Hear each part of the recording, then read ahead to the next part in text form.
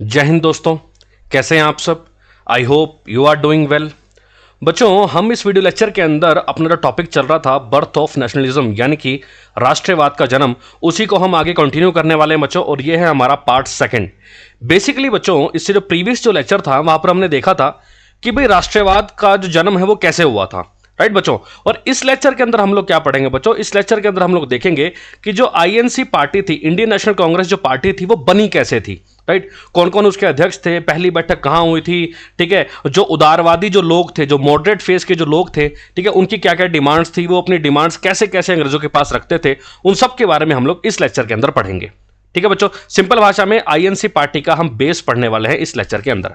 आपको बता दूं, इस लेक्चर की जो पीडीएफ है वो आपको हमारे Telegram channel the bright classroom पर मिल जाएगी, तो आप वहां पर हमें ज्वाइन कर सकते हैं। आप हमें इंस्टाग्राम और फेसबुक पर भी फॉलो कर सकते हैं, तीनों का जो लिंक है वो आपको डिस्क्रिप्शन में मिल जाएगा। ठीक है बच्चों, तो चलिए आइए आज का जो हमारा टॉपिक है उसे शुरू करते हैं। देखिए बच्चों, foundation of Indian national Congress, यानी कि इंडियन नेशनल कांग्रेस को सबसे पहली बात बच्चों, जो हिंदी मीडियम के स्टूडेंट्स हैं उनको पता होना चाहिए बच्चों, इसको कहते हैं भारतीय राष्ट्रीय कांग्रेस। ठीक है, अब आगे जब भी ये नाम आएगा इंडियन नेशनल कांग्रेस, तो मैं इसके लिए वर्ड यूज करूंगा बच्चों आईएनसी। तो जैसे मैं आईएनसी वर्ड बोलूं तो समझ जाना मैं इंडियन नेशनल कांग्रेस यानी कि भारतीय राष्ट्रीय कांग्रेस की बात कर रहा हूं, राइट बच्चों। अब ये इसकी स्थापना कैसे हुई बच्चों, तो उसके बारे में अपने को जानना बड़ा ही जरूरी है बच्चों। 1870 के अगर मैं दशक के लगभग की बात करूं तो कुछ एक जो एडुकेटेड जो इंडियंस थे, ठीक है, वो बहुत ही एक्टिव हो चुके थे। किस चीज में एक्टिव हो चुके थे कि जो लोकल लेवल पे जो पॉलिटिकल एक्टिविटीज चल रही थी, जो राजनीतिक गतिविधियां चल रही थी, उन लोकल लेवल पे जो राजनीतिक गतिविधियां चल रही थी उनको पैन इंडिया लेवल पे यानी कि पूरे भारत में लेके जाने में इनका बहुत ही अहम जो है कह सकते हो योगदान था। दूसरी इंपॉर्टेंट बात क्या बच्चों, आईएनसी के बनने से पहले, इंडियन नेशनल कांग्रेस के बनने से पहले बहुत सारी पॉलिटिकल पार्टीज बनी थी, बहुत सारे जो है पॉलिटिकल एसोसिएशंस बने थे। याद है प्रीवियस लेक्चर में मैंने आपको लास्ट में एक लिस्ट दिखाई थी कि कौन सी पार्टी, कौन सी एसोसिएशन किस सन में बनी है और उसकी स्थापना किसने की है और उनके मकसद क्या क्या है, राइट। ये मैंने आपको प्रीवियस लेक्चर में बता दिया था, राइट। तो कांग्रेस पार्टी के बनने से पहले बहुत सारे जो पॉलिटिकल जो एसोसिएशंस थे वो इंडिया के अंदर बने थे। अब हुआ क्या बच्चों, सुरेंद्र नाथ बनर्जी थे, इन्होंने एक कह सकते हो एक कॉन्फ्रेंस ऑर्गेनाइज की, ठीक है, उसका नाम था इंडियन नेशनल कॉन्फ्रेंस। ठीक है, एक मीटिंग आयोजित की जिसका नाम था इंडियन नेशनल कॉन्फ्रेंस। ठीक है, जिसके अंदर क्या था कि भारत के जो बड़े बड़े शहरों से जो मेजर जो सिटीज थी वहां से बड़े बड़े जो लीडर्स थे ना उनको बुलाया गया। और ये कब मिले थे, तो दिसंबर 1883 में मिले थे। कब मिले थे, दिसंबर 1883 में मिले थे। और ये जो कॉन्फ्रेंस थी, पहली जो इंडियन नेशनल कॉन्फ्रेंस थी, इसकी अध्यक्षता, इसकी प्रेसिडेंटशिप कौन कर रहे थे, तो उनका नाम था बच्चों आनंद मोहन बोस। क्या नाम था, आनंद मोहन बोस। और बेसिकली इनका ऑब्जेक्टिव क्या था इस कॉन्फ्रेंस का, ठीक है, इनका उद्देश्य क्या था, तो वो था फॉर्मिंग अ नेशनल पार्लियामेंट। इनका मकसद था कि हमारे यहां पर एक राष्ट्रीय संसद होनी चाहिए। अब उस टाइम पे देश के अंदर संसद तो नहीं थी, ठीक है, जितने भी फैसले होते थे वो कहां से वो कराते थे, ब्रिटेन की संसद से वो कराते थे, राइट। और जब पहली इंडियन नेशनल कॉन्फ्रेंस आयोजित की गई दिसंबर 1883 में, किसने करवाई, सुरेंद्रनाथ बनर्जी ने। और इसके अध्यक्ष कौन थे, तो आनंद मोहन बोस। तो यहां पर क्या डिमांड की गई कि हमारे देश के अंदर क्या होनी चाहिए, एक राष्ट्रीय संसद होनी चाहिए। क्लियर है बच्चों यहां तक। उसके बाद बच्चों सेकंड जो नेशनल कॉन्फ्रेंस थी, दूसरी जो राष्ट्रीय सभा थी, वो हुई थी 1885 में कलकत्ता में, राइट। जहां पर कौन थे, ए ओ ह्यूम। जहां पर लीडर कौन थे, जहां पर अध्यक्ष कौन थे, तो ए ओ ह्यूम थे बच्चों इंडियन नेशनल कांग्रेस पार्टी के। इनके बारे में अभी आपको बताने वाला हूं मैं, ठीक है। अब हुआ क्या, ये जितनी भी जो एसोसिएशंस बनी थी इन सबका क्या था, had a localised and limited participation soon the need was felt for all India political organisation. भाई कांग्रेस पार्टी के बनने से पहले जितनी भी जो एसोसिएशंस बनी थी उन सब का कह सकते हो कि भारत की राजनीति के अंदर एक बहुत ही लिमिटेड पार्टिसिपेशन था। उन्होंने ज्यादा कुछ नहीं किया था, ज्यादा कुछ वो अचीव नहीं कर पा रहे थे। यहां पर नीड किस चीज की थी, किस चीज की यहां पे जरूरत महसूस हुई कि भाई ऑल इंडिया लेवल पे एक पॉलिटिकल ऑर्गेनाइजेशन होनी चाहिए, एक राजनीतिक संगठन होना चाहिए। यहां पे सीधा सीधा इशारा जा रहा है बच्चों इंडियन नेशनल कांग्रेस की पार्टी की तरफ। इंडियन नेशनल कांग्रेस पार्टी के बनने का हम कह सकते हो जो श्रेय है वो हम किसको देते हैं, तो एक रिटायर्ड ब्रिटिश सिविल सर्वेंट था, एक रिटायर्ड ब्रिटिश अधिकारी था, उसका नाम था बच्चों एलन ऑक्टावियन ह्यूम। इसको हम बुक्स में नॉर्मली पढ़ते हैं ए ओ ह्यूम के नाम से। किस नाम से, ए ओ ह्यूम। और ए ओ ह्यूम का पूरा नाम क्या था, एलन ऑक्टावियन ह्यूम, राइट।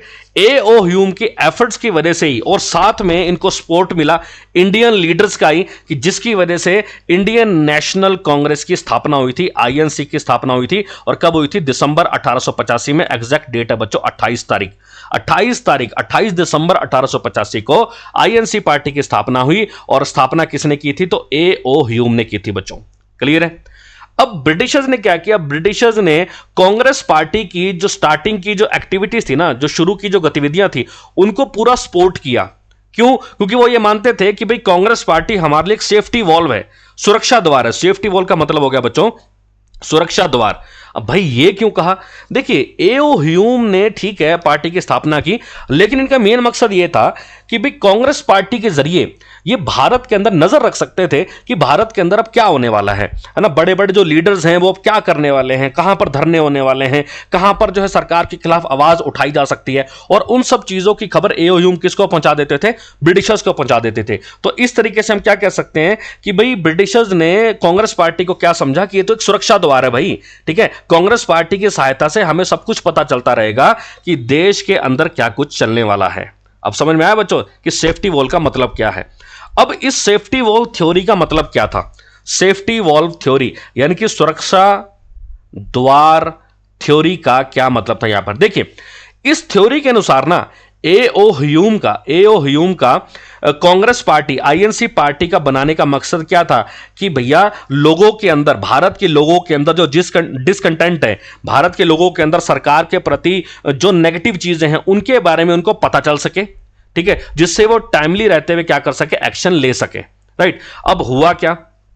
वहीं दूसरी ओर जो मार्क्सिस्ट जो हिस्टोरियंस थे, मार्क्सिस्ट जो इतिहासकार थे, उनका यह मानना था कि भाई जो कांग्रेस पार्टी जो बनी है ना, जो कांग्रेस पार्टी बनी है वो ए.ओ. ह्यूम और ये अपने मतलब के लिए नहीं बनवाई है। ये बेसिकली किसका रिजल्ट है? ये इसका रिजल्ट है कि भाई जो ब्रिटिश और जो इंडियन कैपिटलिस्ट क्लास है, यानी कि जो ब्रिटिशर्स हैं और जो भारत के जो अमीर लोग हैं, ठीक है, उनकी जो कॉन्स्पिरेसी चल रही है, ठीक है, उनकी जो कॉन्स्पिरेसी चल रही है भारत के लोगों को लूटने के लिए कि ज्यादा से ज्यादा पैसा कैसे कमा सकते हैं, ये उन सब का नतीजा है कि भाई कांग्रेस पार्टी बनी है भारत के अंदर। बोले ए.ओ. ह्यूम ने भाई ये करेंगे वो करेंगे, उसकी वजह से नहीं बनाया ये। राइट। बेसिकली कांग्रेस पार्टी क्यों बनी है? क्योंकि ब्रिटिशर्स और जो भारत के जो अमीर लोग हैं उनके शोषण की वजह से कांग्रेस पार्टी का जो क्या हुआ था, यहां पर निर्माण हुआ था। अब इसकी आलोचना भी हुई, इसका क्रिटिसिज्म भी हुआ, और इसकी ये जो थ्योरी थी, सेफ्टी वॉल जो थ्योरी थी, इसका क्रिटिसिज्म, इसकी आलोचना किसने की? Modern Indian historians. जो मॉडर्न इंडियन हिस्टोरियंस थे उन्होंने इसकी आलोचना की। राइट। जिनको क्या मानना था कि भाई who believe that an organisation like Congress represented the aspirations of many educated and politically conscious Indians.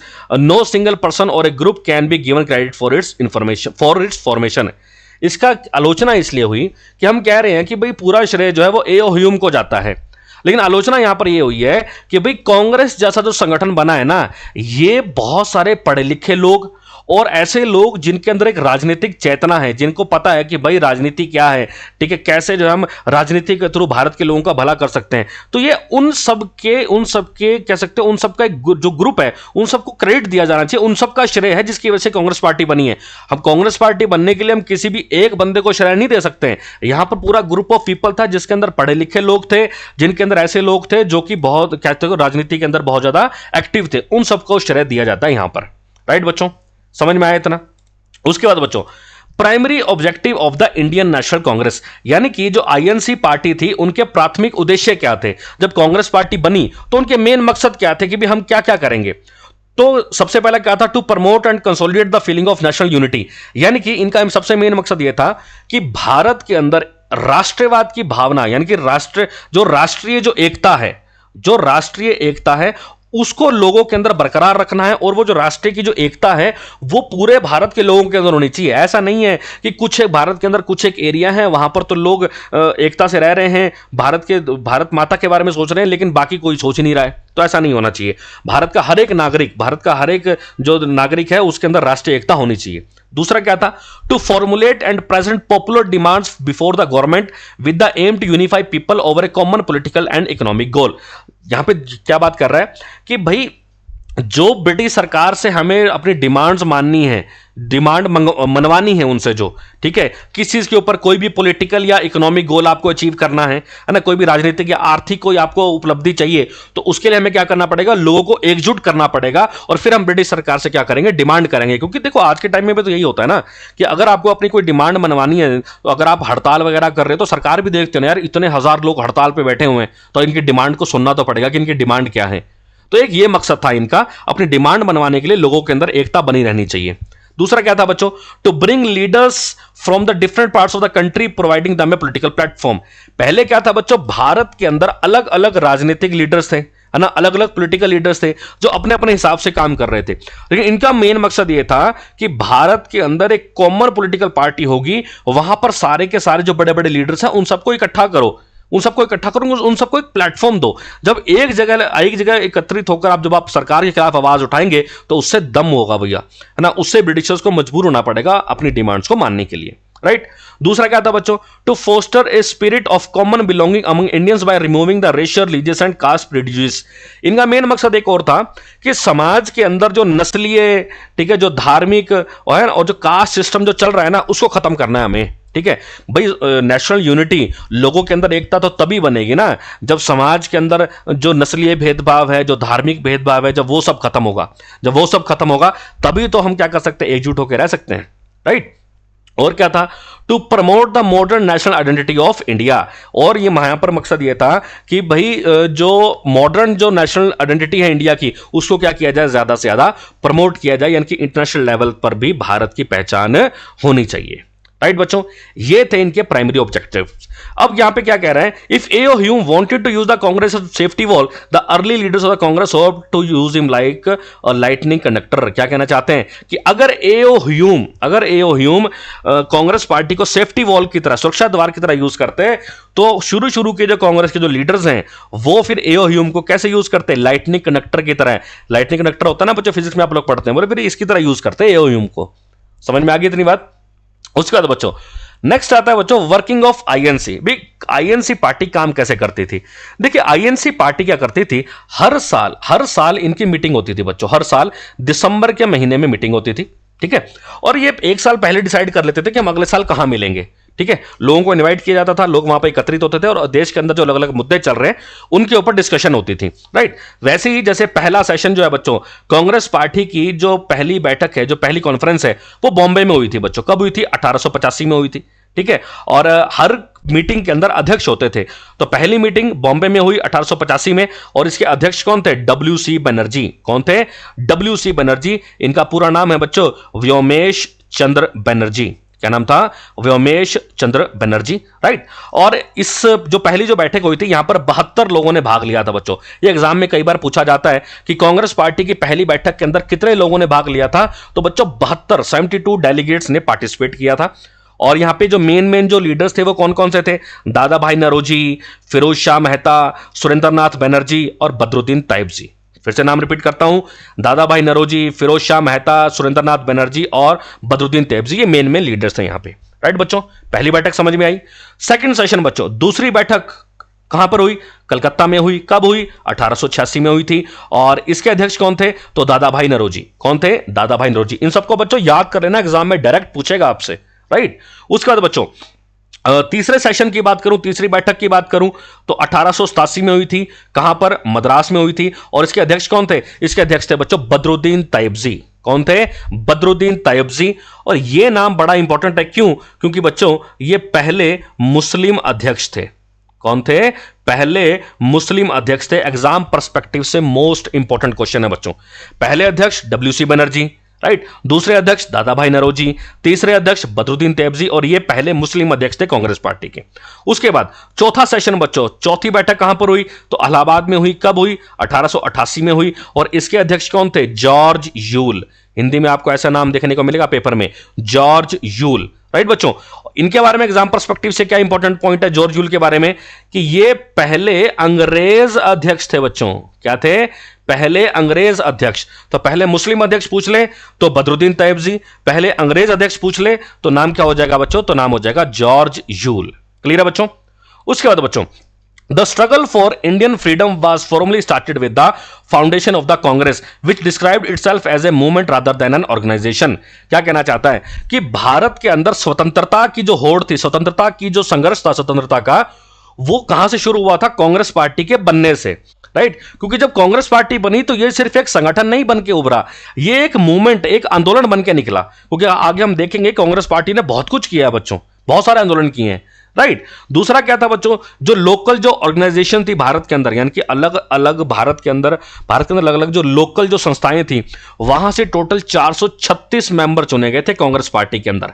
कितने मेंबर्स चुने गए थे बच्चों? इस आंकड़े को ध्यान रखिएगा, 436 मेंबर्स को जो है यहां पर चुना गया था, राइट? और जैसे कि मैंने आपको बताया कि हर साल दिसंबर के महीने में जो है इनकी बैठक होती थी, और कहां पर कैसे बैठक होनी है ये प्री डिटरमाइंड होता था, पहले से ही जो इसको डिसाइड कर लिया जाता था कि कौन से साल कहां पर जो बैठक होने वाली है, राइट बच्चों?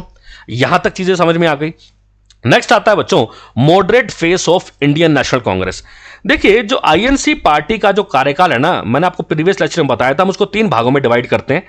एक आता है बच्चों मॉडरेट फेस, यानी कि उदारवादी युग, है ना? एक आएगा बच्चों एक्सट्रीमिस्ट फेस, यानी कि उग्रवादी युग, और एक आएगा बच्चों गांधीयन फेस, यानी कि गांधी युग, राइट बच्चों?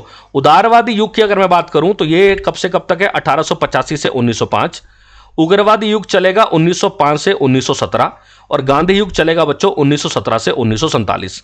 तो अभी हम बेसिकली क्या पढ़ रहे हैं? अभी हम बच्चों मॉडरेट फेज पढ़ रहे हैं, 1885 से 1905 का दौर पढ़ रहे हैं बच्चों हम यहाँ पे, राइट? तो चलिए आइए आगे हम इसको देखते हैं।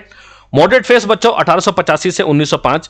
यहां के मतलब इस टाइम के जो कांग्रेस के जो लीडर्स थे ना, वो बहुत ही शांत स्वभाव के थे, ठीक है? कोई भी गुस्सा नहीं था, कुछ भी नहीं था यहां पे, ठीक है? इनका डिमांड करने का तरीका क्या था? ये बहुत ही पीसफुल मेथड्स को अपनाते थे, है ना?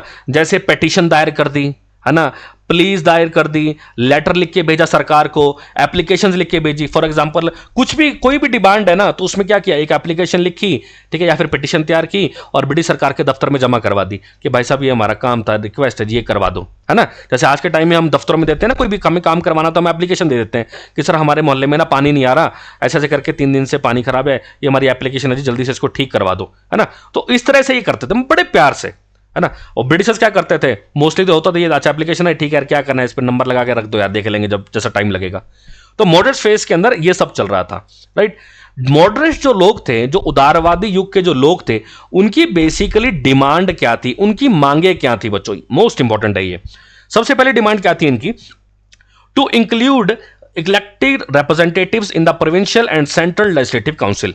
बच्चों प्रोविंशियल का मतलब होता है बच्चों प्रांतीय, सेंट्रल का मतलब होता है केंद्रीय, लेजिस्लेटिव का मतलब होता है बच्चों विधान पालिका, है ना, और काउंसिल का मतलब होता है परिषद। तो इनका मेन मकसद यह था कि भाई जो प्रांतीय और केंद्रीय जो विधान पालिका है ना, विधान पालिका की जो परिषदें हैं, वहां पर इंडियन लोग होने चाहिए। दूसरा क्या था? To expand the central legislative council and include more Indians in it. कहता है जो केंद्रीय विधान पालिका परिषद है उसको एक्सपेंड करो, उसको और बढ़ाओ, और उसके अंदर ज्यादा से ज्यादा कौन रखो? ज्यादा से ज्यादा उसके अंदर भारतीय रखो। और to curb expenditure of defence, कि भाई सुरक्षा के ऊपर, डिफेंस के ऊपर जो आप खर्चा कर रहे हो ना, हमारे भारत के लोगों का पैसा हमसे लूट कर आप अपनी आर्मी के ऊपर जो खर्च कर रहे हो ना, वो खर्चा आप कम करो, इतना खर्चा नहीं होगा यहां पे। दूसरा, इंडियन सिविल सर्विसेज, कई बार पढ़ चुके हैं, आईसीएस के जो पेपर होते हैं ना, आईसीएस के जो पेपर होते हैं भारत के अंदर जो होते हैं, वहां पर जो ऊंची ऊंची जो पोस्ट है, सरकारी पोस्ट है, वहां पर भारतीयों की भर्ती करो। ये क्या मतलब हुआ? क्लर्क वगैरह लगाने होते हैं तो वो भारतीय रख लेते हो, और जो बड़ी बड़ी जो पोस्ट है वहां पर आप जो है ब्रिटिशर्स को रखते हो। तो बोले ये सब नहीं है, वहां पर भी कौन रखो? वहां पर भी जो है भारतीय लोगों को रखो। और क्या था? To change governments economic policies regarding Indian industries, कि भारत के जो उद्योग हैं उनके खिलाफ जो आपकी आर्थिक नीतियां हैं, आर्थिक जो पॉलिसीज है, उनको भी बदलाव करो, उनके अंदर भी चेंज करो, ताकि आपके जिस हिसाब से आपके ब्रिटिशर्स के जो फैक्ट्रियां हैं उनको मुनाफा हो रहा है, वैसे हमारे यहाँ की फैक्ट्री को भी क्या मिले? ज्यादा से ज्यादा मुनाफा मिले। दूसरा, to promote education among the masses, यानी कि भारत के बड़े तबके तक आप क्या करें? भारत के बड़े तबके तक जो है आप एजुकेशन को प्रमोट करो, शिक्षा को प्रमोट करो, यानी कि ज्यादा से ज्यादा लोगों तक शिक्षा पहुंचाओ, राइट? और जो आपने डिस्क्रिमिनेटरी लॉज बनाए हुए हैं, ठीक है, जो आपने कह सकते हो जो ऐसे कानून बनाए हैं जहां पर भेदभाव हो रहे हैं ना, भेदभाव वाले जो कानून बनाए हैं उन सबको जो है रद्द करो। जैसे आर्म्स एक्ट 1879, याद है कि भाई इंडियन लोग हथियार नहीं रख सकते, सिर्फ ब्रिटिशर्स ही हथियार रखेंगे, तो ये भेदभाव ही तो है। बोले ऐसा नहीं है, इस ऐसे ऐसे कानून जिससे भेदभाव दिखता है उन सबको आप क्या करो, उन सबको आप रद्द करो। राइट बच्चों, ये थी मॉडरेट्स की डिमांड्स। उसके बाद they believe that India has to be prepared for self rule based on the modern democratic lines before the actual transfer of power from Britishers to India.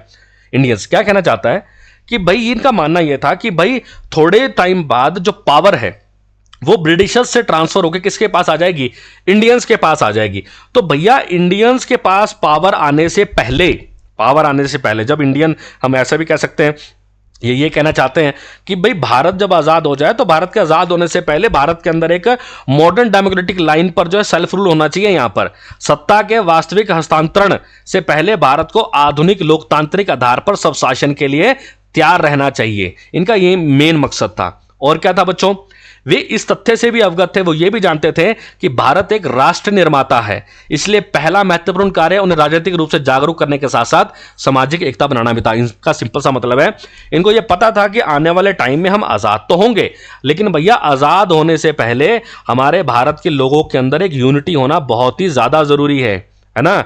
Unity होना बहुत ही ज्यादा जरूरी है, जिससे हम क्या बन सके, हमारा एक राष्ट्र बन सके। राइट बच्चों, उसके बाद अचीवमेंट्स ऑफ द मॉडरेट्स, भाई जो उदारवादी युग के जो लोग थे उन्होंने क्या क्या अचीवमेंट्स हासिल की। सबसे important, economic critic of imperialism, sorry, यहां पे मतलब ये है कि भाई जो ब्रिटिश इंपीरियलिज्म, मतलब यहां पे ब्रिटिशर्स की बात हो रही है, जो ब्रिटिशर्स की जो नीतियां थी ना, जिससे वो आर्थिक रूप से भारत का शोषण करते थे, ठीक है, उसके अंदर इन्होंने बहुत अच्छी अचीवमेंट जो है कह सकते हो अचीव की मॉडरेट्स ने। वहां पर क्या था, the biggest achievement of the moderates was their analytical work on the economic impact of British rule in India. भाई इन्होंने जो ब्रिटिशर्स का जो आर्थिक प्रभाव पड़ा है भारत के ऊपर, है ना, उसके ऊपर बहुत ही हम कह सकते हो विश्लेषणात्मक कार्य किया था, मतलब बहुत ही इंपॉर्टेंट कार्य किया था इन्होंने इकोनॉमिक स्थिति को सही करने के लिए भारत के अंदर। राइट बच्चों, यहां तक समझ में आ गया। उसके बाद बच्चों, अब the early nationalist analyse the systematic economic exploitation which on to a number of factors like, क्या कहता है अभी हम कह रहे हैं कि भाई आर्थिक रूप से इन्होंने जो है काफी कुछ भारत के लिए किया है, बहुत ही मेजर काम किया है। क्या क्या ऐसा काम किया भाई, तो बच्चों जो शुरू के जो राष्ट्रवादी जो लोग थे ना, वो कई सारी चीजें समझ चुके थे कि भाई ये कैसे जो है भारतीयों का आर्थिक शोषण कर रहे हैं। जैसे subordination of the Indian economy to the British and manipulation of the former according to the needs of the letter.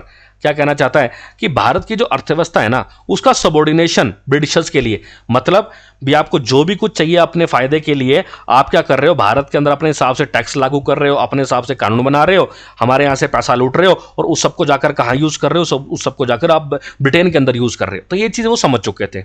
दूसरा, deliberate economic policies for bringing out the ruin of Indian traditional handicraft industries.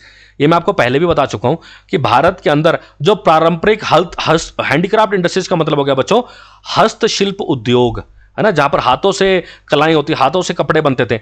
तो जो हस्तशिल्प जो उद्योग थे ना, वो आप लोगों की नीतियों की वजह से बर्बाद हुए हमारे भारत के अंदर। तो बोले वो जो सारी इकोनॉमिक्स जो पॉलिसीज हैं, जो आर्थिक नीतियां हैं, उन सबको बंद करो। और India was gradually converted into supplier of raw materials and A market for British manufactured goods. ये भी मैं आपको पहले बता चुका हूं कि भारत के अंदर क्या हो रहा था, भारत एक ऐसा प्लेटफॉर्म बन चुका था ब्रिटेन के लिए कि भारत से वो कच्चा माल तो ले रहे हैं, कपास ले रहे हैं, गेहूं ले रहे हैं, चावल ले रहे हैं, अफीम ले रहे हैं, कॉफी ले रहे हैं, चाय लेके जा रहे हैं, भारत से कच्चा माल लेके जा रहे हैं, ठीक है, और वहां जाकर ब्रिटेन में बेच रहे हैं, और ब्रिटेन के अंदर कोई इनका माल है, पक्का माल जो है, उसको आके इंडिया में बेच रहे हैं। जैसे यहां से भारत से जो है क्या बोलते हैं उसको, भारत से जो है वो गया आपका, मान लो कपास गई, ठीक है, कपास को ले गए, कच्चा माल है, वहां पे जाके उससे कपड़े वगैरह बनाए, ठीक है, और उसको फिर आके इंडिया में बेच दिया। तो यहां पर एक पूरा का पूरा एक प्लेटफॉर्म बन चुका था इनके लिए, किसके लिए, ब्रिटिशर्स के लिए। राइट, और क्या था, India was being used as a field for the British foreign investment with a guaranteed return profit, for example investment in Indian railways, plantation and industries. ये मैंने आपको पहले भी बताया था, याद करो भाई, ब्रिटिश सरकार ने क्या कहा अपने देश के लोगों को कि आप जी हमें पैसा दो, हम इंडिया के अंदर इन्वेस्टमेंट करेंगे, इंडिया के अंदर इंडियन रेलवे शुरू करेंगे, ठीक है, बागान बनाएंगे, वहां पे उद्योग खड़े करेंगे, और वहां से आपको 101% आपको प्रॉफिट मिलेगा ही मिलेगा, आपको पूरा प्रॉफिट मिलेगा, आप हमें बस पैसा दो ताकि हम जाके इंडिया के अंदर इन्वेस्टमेंट कर सकें। राइट, ये सारी चीजें कौन कर रहे थे, ये सारी चीजें ब्रिटिशर्स कर रहे थे। समझ रहे हो बच्चों? तो इनको इनको सबको पहले से ही पता चल गया था कि भाई ये लोग क्या करने आए हैं इंडिया के अंदर, ये लोग कैसे इंडिया का आर्थिक शोषण कर रहे हैं। ये सारी चीजों को जो शुरू के जो राष्ट्रवादी लोग थे वो सब अच्छे से समझ चुके थे। तो the moderates wanted the government to promote modern industries through tariff protection and government grants to this industries. तो इसीलिए जो उदारवादी युग के लोग थे उन्होंने क्या डिमांड की, उन्होंने कहा कि भारत के अंदर आधुनिक उद्योग लगाओ भाई, मॉडर्न इंडस्ट्रीज लगाओ। दूसरा बोले जो आप टैरिफ लगा रहे हो ना, जो आप टैक्स लगा रहे हो कि भारत का कोई व्यापारी वो किसी दूसरे देश में सामान बेचने के लिए भेजेगा तो आप वहां पे उनके ऊपर टैक्स लगा रहे हो, तो बोले इस टैरिफ को खत्म करो। दूसरा, जो मॉडर्न इंडस्ट्रीज बनेंगी भारत के अंदर, ठीक है, वो भारत के लोग जो लगाएंगे उसके अंदर उनको ग्रांट मिलनी चाहिए, उनके अंदर जो है उनको जो है कह सकते हो कमीशन, उनको जो है सब्सिडी मिलनी चाहिए, ग्रांट मिलनी चाहिए, राइट। और ये तो हम पढ़ ही चुके हैं, दादा भाई नरोजी और आरसी दत्त, कई बार नाम आ चुका है, बुक का नाम याद आ गया होगा, poverty and un British rule in India, poverty and un British rule in India. इन्होंने क्या बताया था, ड्रेन ऑफ वेल्थ थ्योरी के बारे में बताया था, यानी कि क्या इन्होंने ये बताया था कि कैसे अंग्रेजों ने भारतीयों का आर्थिक शोषण किया है, कैसे इन्होंने भारत का जो है कह सकते हो पैसा लूटा है, राइट। इन्होंने जो शुरू के जो उदारवादी लोग थे उन्होंने इस चीज पे भी जोर दिया कि आप जो डोमेस्टिक गुड्स हैं, यानी कि जो स्वदेशी जो हमारी वस्तुएं हैं उनका यूज कीजिए, आप बाहर की वस्तुओं का यूज ना करें, राइट। और इनका मन में और इन्होंने ये भी डिमांड की कि जो आप ड्रेन ऑफ वेल्थ कर रहे हो, यानी कि जो भी आप संपत्ति भारत से इंग्लैंड लेके जा रहे हो उन सबको भी इमीडिएटली स्टॉप करो, तुरंत प्रभाव से क्या करो, बंद करो। ऐसा नहीं है कि आप भारत से पैसा कमा के आप यूरोप लेके जाओगे, तो बोले इन सबको आप क्या करो, इन सबको आप बंद करो, right. Apart from this they also ask the government to improve the working condition of the plantation labourers. कहता है इन सब के बावजूद भी, इन सब के बावजूद और इन्होंने क्या डिमांड करी कि जो बागान है, चाय के बागान है, कॉफी के बागान है, वहां पर जो लेबरर काम कर रहे हैं उनकी जो वर्किंग कंडीशन है, उनकी जो काम करने की स्थिति जो दयनीय बना रखी है, आप उन सब में भी सुधार करो। याद है मैंने आपको बताया था, हम प्रीवियस लेक्चर्स में सब कुछ पढ़ के आ चुके हैं कि भी प्लांटेशन लेबरर्स के ऊपर जो कैसे कैसे अत्याचार हो रहे थे, तो उन सब के अंदर क्या करो आप, उन सब की जो है जो कंडीशंस है उनको सही करो, राइट बच्चों। और क्या था, they also created pressure on the government to reduce land revenue as to lighten the burden on the peasant. किसानों के ऊपर क्या दबाव था कि उनको टैक्स देना पड़ता था ना जमीन का, है ना, कभी 20%, 30%, कभी 50%। तो बोले उन सब के सरकार के ऊपर प्रेशर डाला गया कि आप उस टैक्स को क्या करो, आप उस टैक्स को कम करो भैया, किसान तो ऐसे मर जाएगा, है ना। और एबोल्यूशन ऑफ सॉल्ट टैक्स, नमक के ऊपर जो टैक्स लगा रखा था उसको खत्म करवाया। रिडक्शन इन टैक्सेशन, और जो दूसरे कोई टैक्स लगे हुए थे उन सब के अंदर परसेंटेज में कमी करवाई कि भाई कम से कम टैक्स लगाओ, है ना। ये सब डिमांड की थी नेशनलिस्ट लोगों ने, राष्ट्रवादी लोगों ने, किससे, ब्रिटिश सरकार से। क्लियर है बच्चों। और धीरे धीरे क्या हुआ, ये सारी डिमांड्स जो हम कह सकते हैं, जो राष्ट्रवादी जो लोग थे या शुरू के जो उदारवादी जो लोग थे, ये सारी डिमांड धीरे धीरे क्या हो गया, पैन इंडिया में फैल चुकी थी, पूरे भारत में फैल चुकी थी, जिससे हम कह सकते हैं कि भारत के लोगों के अंदर एक राष्ट्रवाद की भावना बनी रही और लोग जो है ब्रिटिश सरकार को जो है तिरछी नजर से देख रहे थे कि अब तो हम इनकी वाट लगाएंगे भाई, राइट। और क्या क्या किया बच्चों, कॉन्स्टिट्यूशनल रिफॉर्म्स, संवैधानिक सुधार किए गए यहां पर, राइट। जो मॉडरेट्स जो थे, जो उदारवादी थे, उन्होंने डिमांड करी क्या, उन्होंने डिमांड की participation of Indians in the decision making process, right. कि जहां पर भी आप फैसले करते हो भारत के लिए, जो जो आपका डिसीजन मेकिंग, फैसला लेने की जो प्रक्रिया है, वहां पर इंडियंस भी होने चाहिए। अब इन सब से हुआ क्या, इन सब से हुआ ये बच्चों कि ब्रिटिश सरकार ने इंडियन काउंसिल एक्ट 1892 पास कर दिया, राइट। इन सबका नतीजा पॉजिटिव रिजल्ट निकल कर क्या आया कि भाई ब्रिटिश सरकार ने इंडियन काउंसिल एक्ट 1892 पास कर दिया। The act increase the number of members in the imperial legislative council as well as provincial council. इस एक्ट से क्या हुआ कि जो इंपीरियल विधानसभा परिषद थी, विधान परिषद थी, और जो प्रांतीय परिषद थी, वहां पर जो इंडियंस का जो नंबर है उसे क्या कर दिया गया था, उसे इंक्रीज कर दिया गया था, यानी कि अब ज्यादा लोग जो है यहां पर चुने जाते थे, राइट बच्चों। उसके बाद causes of dissatisfaction of nationalist, क्या कहता है कि जो नेशनलिस्ट थे, जो राष्ट्रवादी जो लोग थे, वो काफी डिससेटिस्फाई थे, है ना, वो संतुष्ट नहीं थे। उसके क्या क्या कारण थे बच्चों, उन सब के बारे में जानते हैं। सबसे पहला, the act did not confer much powers of Indian on Indian specially in financial matters. अभी जो मैंने आपको अधिनियम के बारे में बताया, इंडियन काउंसिल एक्ट 1835, इसके अंदर ठीक है संख्या तो बढ़ चुकी थी इंडियंस की, लेकिन यहां पर ज्यादा कुछ पावर नहीं थी इंडियंस को, फाइनेंशियल मैटर्स में तो इन्वॉल्व ही नहीं होने दिया गया इनको। The final decision was still in the hand of the official who were all British and retained majority. भाई इनको ठीक है, इनका नंबर बढ़ा दिया गया, लेकिन ये भी हम पहले आपको बता चुका हूं इस अधिनियम के बारे में, इनका नंबर तो बढ़ा दिया गया, लेकिन इनका था कि ये सिर्फ क्या देंगे, सिर्फ और सिर्फ क्या दे सकते हैं, ये सिर्फ और सिर्फ सलाह दे सकते हैं। फाइनल फैसला कौन करेगा, वही जो ब्रिटिश अधिकारी बैठे हुए हैं, क्योंकि मेजोरिटी उन्हीं के पास है, फाइनल डिसीजन तो उन्हीं का ही होने वाला है ना। The nationalist further demanded the right to control budgetary powers and large share of Indians in the council. धीरे धीरे आगे चलकर जो राष्ट्रवादी लोग थे, जो उदारवादी जो लोग थे, उन्होंने क्या डिमांड की कि भाई जो बजटरी पावर्स है, यानी कि जो पैसे से संबंधित जो मैटर्स है ना, उसके अंदर भी कौन होने चाहिए, उसके अंदर भी इंडियंस होने चाहिए, ताकि वो आपको बता सके कि वास्तव में किस लेवल पर जो भारत के अंदर जो है क्या चल रहा था, जो है शोषण चल रहा है, किस तरह से लोग परेशान है आर्थिक रूप से, राइट। उस टाइम पर जो राष्ट्रवादी लोग थे या फिर हम कहें जो उदारवादी लोग थे, उनका फेमस एक नारा था बच्चों। नारा क्या था, नो टैक्सेशन विदाउट रिप्रेजेंटेशन। हालांकि यह नारा दिया गया था अमेरिकन वॉर ऑफ इंडिपेंडेंस, जो अब अमेरिकी क्रांति चल रही थी, वहां पर यह नारा दिया गया था, और यही नारा भारत के अंदर दिया जा रहा था, नो टैक्सेशन विदाउट रिप्रेजेंटेशन। का मतलब यह हो गया कि हम कोई भी टैक्स नहीं देंगे जब तक हमारे लोग आपकी परिषदों के अंदर नहीं बैठेंगे, तब तक हम कोई भी टैक्स नहीं देंगे, राइट। उसके बाद the early nationalist failed to widen the horizon of their democratic demands as they did not include some of the basic demands such as right to vote for masses and women political rights. क्या कहता है कि जो शुरू के जो राष्ट्रवादी जो लोग थे, वो अपनी इन डिमांडों को कह सकते हो, जो डेमोक्रेटिक जो डिमांड्स थी, जो लोकतांत्रिक जो डिमांड थी, पूरी तरह से नहीं मनवा पाए, क्योंकि जो कुछ एक बेसिक डिमांड थी ना, उनकी इन्होंने डिमांड ही नहीं करी। जैसे right to vote for masses, की हर एक को वोट डालने का अधिकार होना चाहिए, ये डिमांड नहीं करी इन्होंने। वुमेन पॉलिटिकल राइट्स, महिलाओं के जो राजनीतिक जो अधिकार है, उन सब की डिमांड नहीं की, है ना। अब इन सब का रिजल्ट क्या निकल कर आया बच्चों, 1890 के अंदर जो कांग्रेस की बैठक हुई थी कलकत्ता के अंदर, उसके अध्यक्ष थे फिरोज शाह मेहता। ध्यान रखना, 1890 के अंदर कांग्रेस की बैठक कहां पर हुई, कलकत्ता में हुई, जिसके अध्यक्ष कौन थे, फिरोज शाह मेहता। और यहां पर बेसिकली एड्रेस किसने किया, हम कह सकते हो स्टेज पे खड़े होकर होस्ट किसने किया, तो उनका नाम था कदम्बनी गांगुली। नाम याद रखिएगा, एग्जाम पर्सपेक्टिव से मोस्ट इंपॉर्टेंट है। कदम्बनी गांगुली जी स्टेज पे खड़ी हुई थी। क्यों, ये पहली महिला वुमेन ग्रेजुएट थी कलकत्ता यूनिवर्सिटी से, इसलिए एग्जाम पर्सपेक्टिव से मोस्ट इंपॉर्टेंट क्वेश्चन बन जाता है ये कि भारत की पहली महिला ग्रेजुएट लड़की कौन थी, उनका नाम था कदम्बनी गांगुली जी, जिन्होंने आईएनसी के स्टेज पे खड़े होकर भाषण दिया था, 1890 में दिया था कलकत्ता के अंदर। और उस बैठक के अध्यक्ष कौन थे, उस बैठक के अध्यक्ष थे बच्चों Firoz Shah Mehta.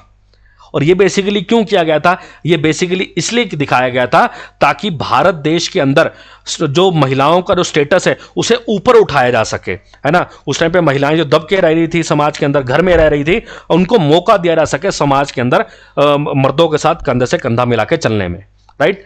The demands of the moderates become little more advanced in the beginning of the 20th century, यानी कि जब 20वीं शताब्दी शुरू हुई, यानी कि 1900 दशक के बाद की जब हम बात करते हैं, वहां पर आकर जो उदारवादी जो लोग थे, उनकी जो डिमांड थी अब थोड़ी एडवांस हो चुकी थी। अब ये डिमांड कर रहे थे डोमिनियन स्टेटस की, यानी कि स्वराज की, क्योंकि उस टाइम पर जिस तरह से ऑस्ट्रेलिया और कनाडा थे, ऑस्ट्रेलिया और कनाडा पे भी ब्रिटिशर्स ने राज किया है बच्चों। ये भी ब्रिटिशर्स की क्या थी, ये भी ब्रिटिशर्स की कॉलोनी थी, ब्रिटिश कॉलोनी बच्चों। इसका मतलब होता है कि जिस देश पे ब्रिटिशर ने राज किया है वो ब्रिटिशर्स की कॉलोनी थी। जैसे भारत पे राज किया तो भारत ब्रिटिश कॉलोनी था, ऑस्ट्रेलिया पे राज किया तो ऑस्ट्रेलिया ब्रिटिश कॉलोनी था, कनाडा पे राज किया तो कनाडा ब्रिटिश कॉलोनी था, यूएसए पर राज किया तो यूएसए ब्रिटिश कॉलोनी था। समझ गए हो। तो जैसे ऑस्ट्रेलिया और कनाडा ने अपने डोमिनेंट स्टेटस की मांग की, स्वराज की मांग की, वैसे ही बच्चों अब भारत के अंदर मांग की जाने लगी थी किसकी, स्वराज, यानी कि सेल्फ रूल की, स्वराज या स्वशासन की। सबसे पहले डिमांड किसने की, गोखले जी ने, गोपाल कृष्ण गोखले, नाम हम पहले भी पढ़ चुके हैं बच्चों। गोपाल कृष्ण गोखले जी ने डिमांड की, कब की थी, 1905 में। और 1906 में किसने डिमांड की थी बच्चों, 1906 में डिमांड की थी दादा भाई नौरोजी ने, राइट बच्चों। यह था बच्चों हमारा आज का लेक्चर। अभी हमारा टॉपिक कंप्लीट नहीं हुआ है, नेक्स्ट लेक्चर के अंदर हम आगे इसको कंटिन्यू करेंगे।